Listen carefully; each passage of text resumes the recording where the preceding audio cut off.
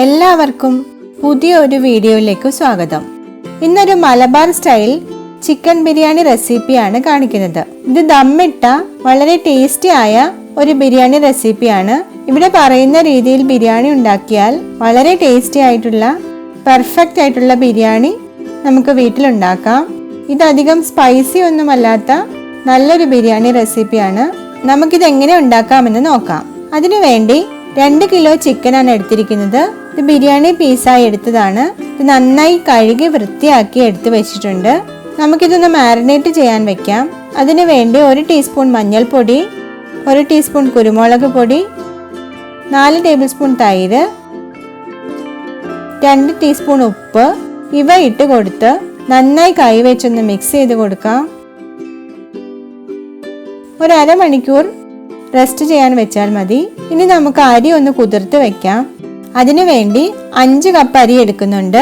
ഇത് 250 മില്ലിയുടെ കപ്പാണ്. ഞാനിവിടെ ചെറിയ ബിരിയാണി അരിയാണ് എടുത്തിരിക്കുന്നത്. അരി നന്നായി കഴുകി വൃത്തിയാക്കി എടുത്തിട്ടുണ്ട്.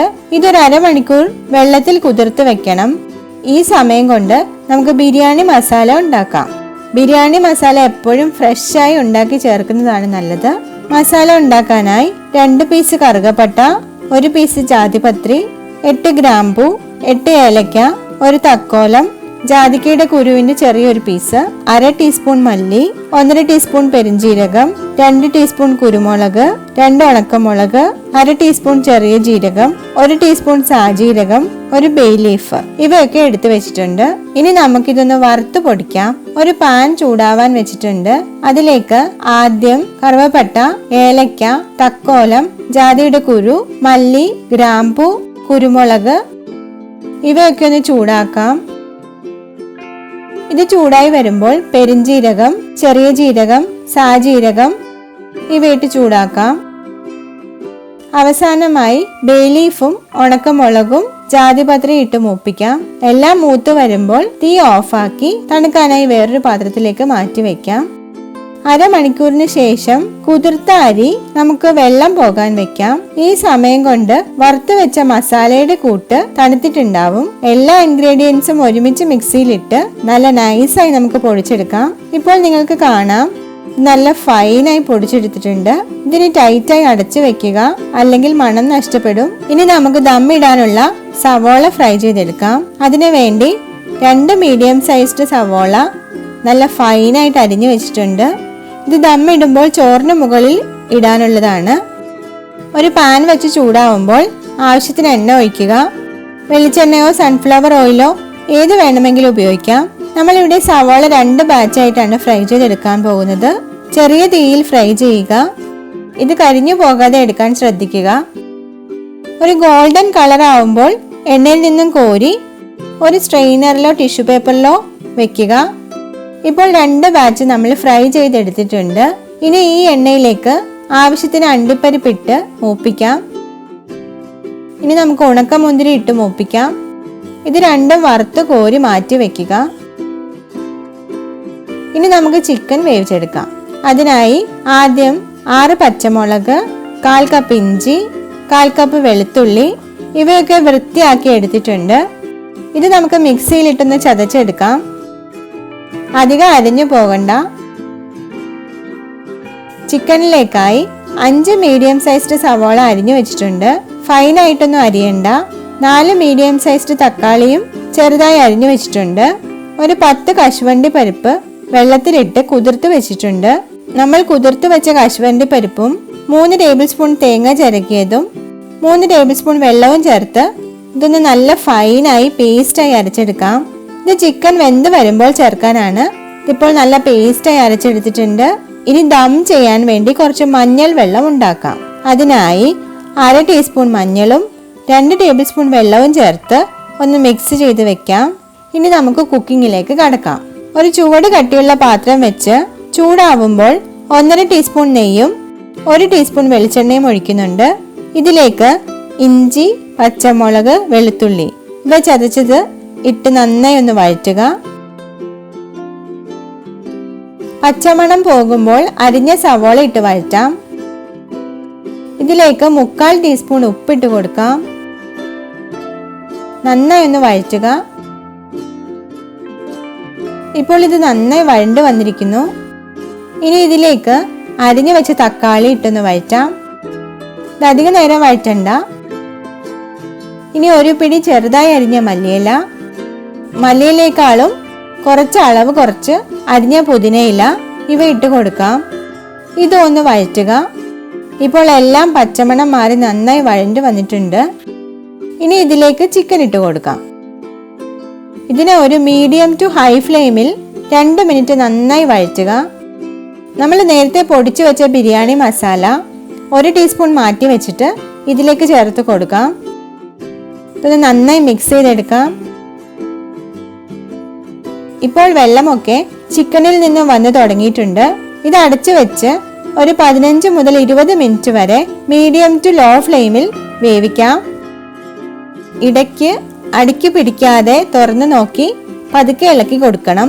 ഇനി നമുക്ക് ഉപ്പ് ഒന്ന് നോക്കാം. ഉപ്പ് കുറച്ച് കുറവുണ്ട്. ഞാനിവിടെ 1 ടീസ്പൂൺ ഉപ്പും കൂടി ഇട്ട് കൊടുക്കുന്നുണ്ട്. ഇതൊന്ന് മിക്സ് ചെയ്ത് അടച്ചു വെച്ച് വേവിക്കുക. ഒരു 15 മിനിറ്റ് കഴിഞ്ഞപ്പോൾ ചിക്കൻ അത്യാവശ്യം വെന്ത് വന്നിട്ടുണ്ട്. ഇതിലേക്ക് ഒരു നാരങ്ങയുടെ നീര് ചേർത്ത് കൊടുക്കാം. ഇതൊന്ന് മിക്സ് ചെയ്ത് കൊടുക്കാം. അരച്ചു വെച്ച കാഷ്യൂ പേസ്റ്റും കൂടെ ചേർത്ത് കൊടുക്കാം. ഒന്ന് ചെറുതായി മിക്സ് ചെയ്യുക. ഇത് അടച്ചു വെച്ച് ഏറ്റവും ലോ ഫ്ലെയിമിൽ വേവിക്കാം. ഇനി നമുക്ക് ചോറ് തയ്യാറാക്കാം. അതിനു വേണ്ടി ഒരു കലത്തിൽ 2 ടേബിൾ സ്പൂൺ നെയ്യ് ഒഴിച്ച് ചൂടാക്കാം. ഇതിലേക്ക് 3 ചെറിയ കഷ്ണം കറുവപ്പട്ട, 6 ഏലക്ക, 6 ഗ്രാമ്പു, 1 ടീസ്പൂൺ പെരിഞ്ജീരകം, ഒരു ചെറിയ സവോള അരിഞ്ഞത് ഇവ ഇട്ട് ഒന്ന് വഴറ്റുക. ഇതിലേക്ക് അരി എടുത്ത അതേ കപ്പിൽ വെള്ളം ഒഴിക്കുക. 1 കപ്പ് അരിക്ക് 1.5 കപ്പ് വെള്ളം എന്ന അളവിൽ ചേർക്കാം. ഞാനിവിടെ 5 കപ്പ് അരിക്ക് 7 കപ്പ് വെള്ളം ഒഴിച്ചു കൊടുക്കുന്നുണ്ട്. ഇതിലേക്ക് 2 ടീസ്പൂൺ ഉപ്പ് ഇട്ട് കൊടുക്കാം. ഉപ്പ് നന്നായി മിക്സ് ചെയ്ത് കൊടുക്കാം. ഞാനിവിടെ 2 തണ്ട് കറിവേപ്പിലയും കൂടി ഇട്ട് കൊടുക്കുന്നുണ്ട്.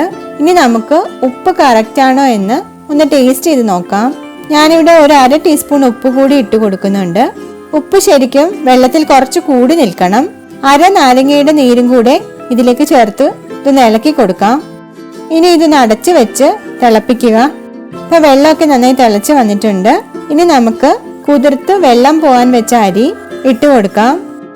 അരി ഇട്ട ശേഷം ഒന്ന് ഇളക്കി കൊടുക്കുക.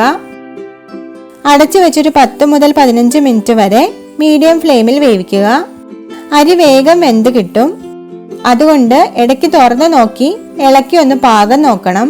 ഇവിടെ വെള്ളമൊക്കെ വറ്റി തുടങ്ങിയിട്ടുണ്ട്. കുഴഞ്ഞു പോകരുത്. ഇപ്പോൾ അരി നന്നായി വെന്ത് വന്നിട്ടുണ്ട്.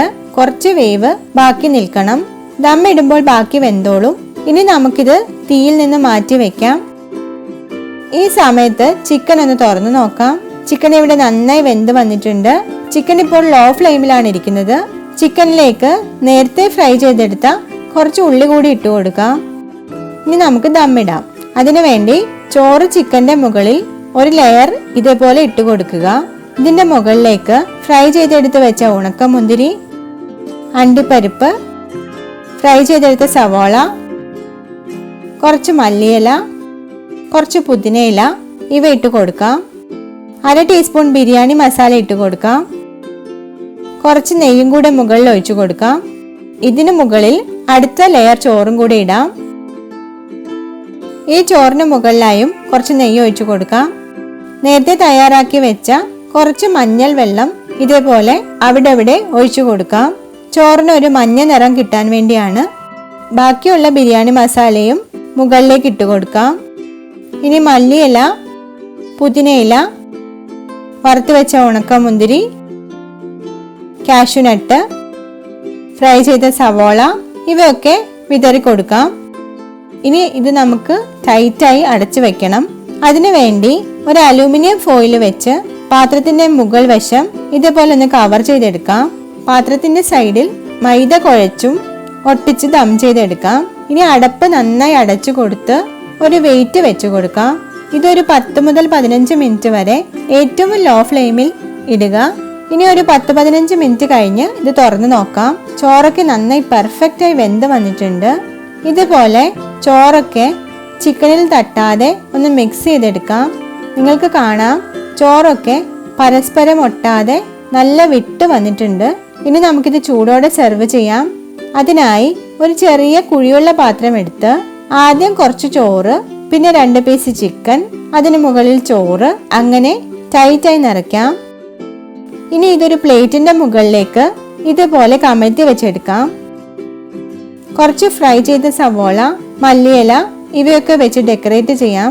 ഇതിലേക്ക് സൈഡ് ഡിഷായി സാലഡ്, പുഴുങ്ങിയ മുട്ട, ഇത് ഓപ്ഷണൽ ആണ്, നിർബന്ധമില്ല, പച്ചമുളക് ചമ്മന്തി, പപ്പടം, വേണമെങ്കിൽ അച്ചാറ് ഇവയൊക്കെ ചേർത്ത് വിളമ്പാം. ഇത് സൂപ്പർ ആയിട്ടുള്ളൊരു ബിരിയാണിയാണ്. എല്ലാവരും ഒന്ന് ട്രൈ ചെയ്ത് നോക്കുക. Thank you for watching.